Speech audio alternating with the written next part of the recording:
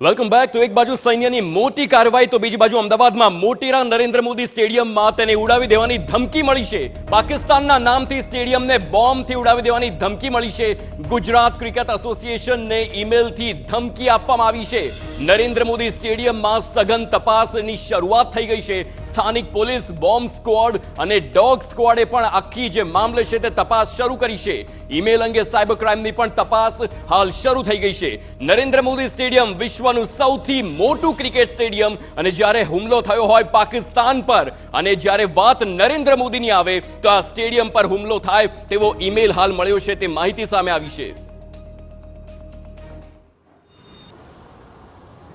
અમદાવાદના મોટેરાના નરેન્દ્ર મોદી સ્ટેડિયમને બોમ્બથી ઉડાવી દેવાની ધમકી મળી છે કે જે પાકિસ્તાનના નામથી જીસીએમાં ઓફિશિયલ ઈમેલ આવ્યો છે કે જે ઈમેલમાં we will blast your stadium કરી જે ઈમેલ છે તે આવ્યો છે.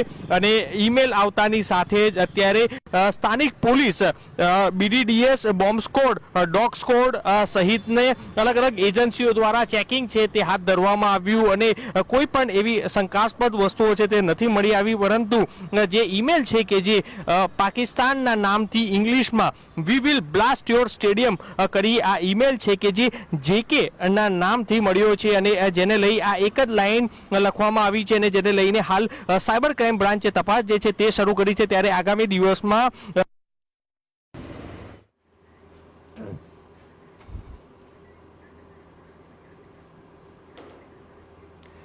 તો હાલ જે પ્રમાણેની સ્થિતિ